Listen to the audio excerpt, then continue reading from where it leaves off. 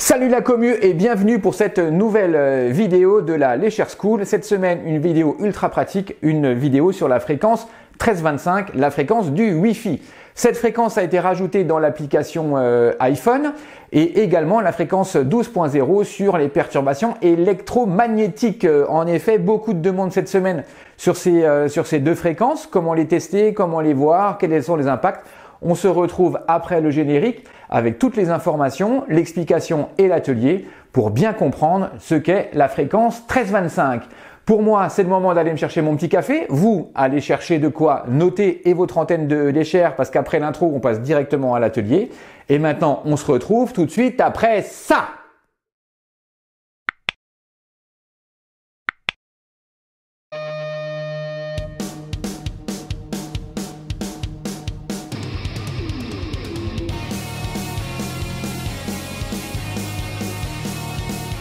Salut la commu, aujourd'hui une vidéo short, une petite vidéo sur le Wi-Fi. Cette semaine, tout le monde m'a bombardé de questions sur le Wi-Fi, soit en MP, soit direct en SMS au bureau.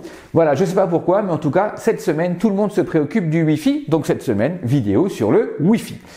Donc vous savez très bien que le Wi-Fi a un impact sur notre corps éthérique, mais également sur notre habitation.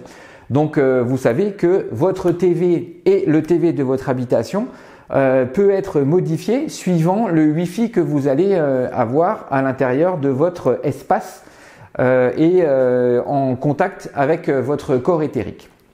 Donc pour ce faire, à l'atelier, vous allez voir après une lecture sur un ABAC bien spécifique sur le Wi-Fi. Évidemment, c'est un ABAC pour une personne standard. Les gens électrosensibles, évidemment, ils vont devoir régler eux-mêmes l'ABAC et définir à quel seuil est-ce que cet ABAC, ce Wi-Fi va perturber le TV des personnes. Mais pour ça, ils le feront eux-mêmes et ils feront l'ajustement pour les personnes électrosensibles. Et vous verrez à la fin de la vidéo un petit jeu pour découvrir et vous allez voir qu'on peut également tester le débit de sa bande passante avec une antenne de Léchère. Allez, maintenant on se retrouve, vous allez chercher votre antenne de Léchère, on se retrouve à l'atelier, on se retrouve tout de suite après ça. Voilà, donc on se retrouve à l'atelier donc pour la partie pratique de cette vidéo. Alors comment est-ce qu'on va pouvoir jauger notre Wi-Fi, comment est-ce qu'on va pouvoir évaluer notre Wi-Fi au sein de notre habitation? Eh bien, on a une ligne qui est ici et cette ligne, c'est grosso modo notre ligne d'acceptation. C'est-à-dire que notre corps, en général, pour des personnes, des personnes standards, des personnes comme moi par exemple, je sais que cette ligne-là, c'est un seuil d'acceptation du Wi-Fi. Donc, on a, à partir du moment où on est dans cette zone-là, on est dans une zone où le Wi-Fi va nous agresser et plus on va descendre, le Wi-Fi va nous mettre en turbulence, voire même en souffrance quand on est sur des zones plus basses.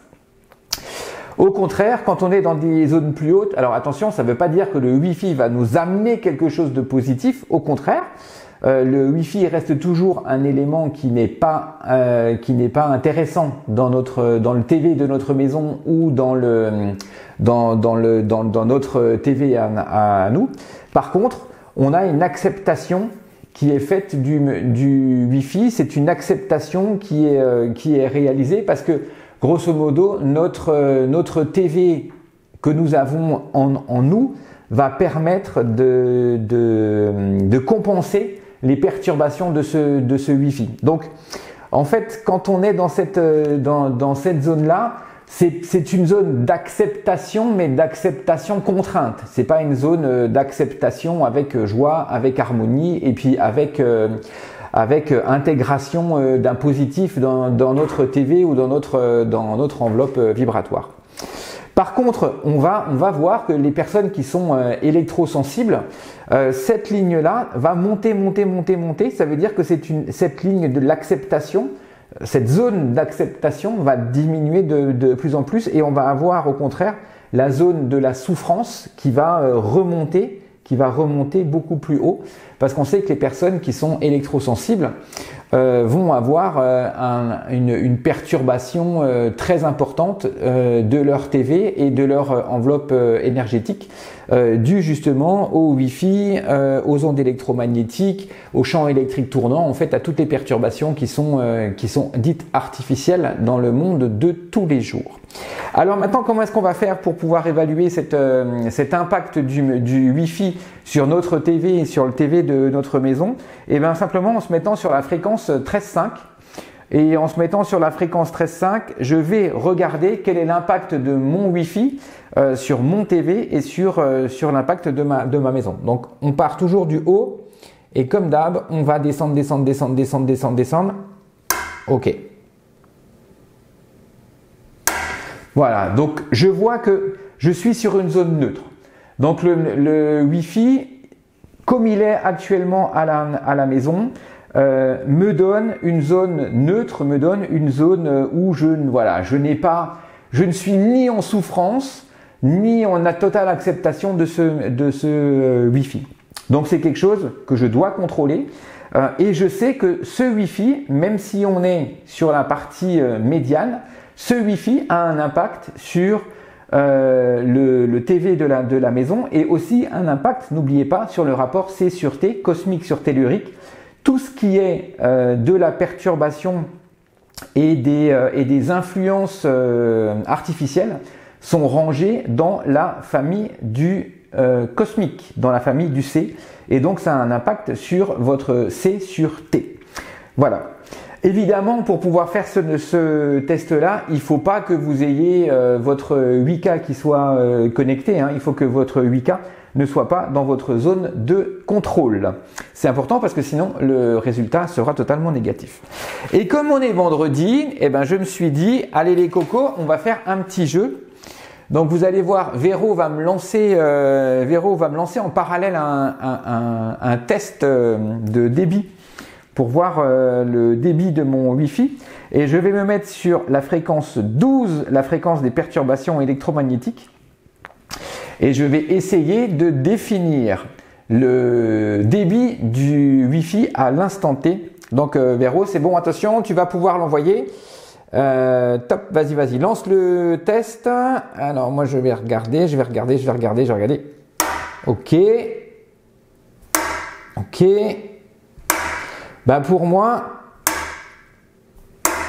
Pour moi je suis, allez, je vais dire entre 90 et 80 mégabits par seconde, alors que c'était, ok, ah bah oui, 85, bah ouais, parfait, super, écoutez, je suis super content. Donc vous allez voir, ça c'est un test que vous pouvez faire, c'est un petit jeu, il y a plein de petits jeux qu'on peut faire comme ça à l'antenne des Chers. Donc vous mettez sur la fréquence 12 et vous essayez de définir le débit de votre Wi-Fi. Ça vous permet de vous faire un petit test et puis en même temps, vous pouvez contrôler quel est l'impact de votre Wi-Fi sur votre quotidien. Voilà, en tout cas, je vous remercie. On va se retrouver juste après pour la conclue et je vous dis à tout de suite. Ok, maintenant vous savez tout sur la fréquence 1325, la fréquence donc de l'analyse de votre Wi-Fi. Et c'est une fréquence qui vous permet aussi, si vous vous baladez dans la maison avec votre antenne en équilibre, vous pouvez aussi découvrir les zones où le champ de votre Wi-Fi tombe. Comme ça vous permet aussi de définir et de délimiter des espaces que vous avez avec votre Wi-Fi. N'oubliez pas que pour faire les tests justement sur ces éléments négatifs, il faut que le 8K Home Harmonizer ne soit pas en fonction, ne soit pas dans votre habitat, parce que sinon vous allez totalement perturber vos mesures. Ok. Pour moi, je vous remercie d'avoir suivi cette vidéo. Vous voyez, c'est des formats courts maintenant, c'est des formats plutôt ateliers. N'oubliez pas de nous retrouver sur Facebook. Vous avez les coordonnées qui sont dans la bio juste en dessous. Vous avez aussi le site Vetdistri où vous pouvez retrouver tous nos produits et retrouver aussi les planches de mesure que j'ai utilisées soit pour faire le test du Wi-Fi, soit pour faire le test du débit de mon Wi-Fi. Vous retrouverez tout ça donc sur la partie formation gratuite et support de cours. Support de formation. Voilà, quant à moi, il est l'heure de vous dire ciao ciao. Je vous dis à la semaine prochaine pour une nouvelle fréquence et un nouvel exercice. Et je vous dis à très bientôt sur la Léchère School. Ciao ciao.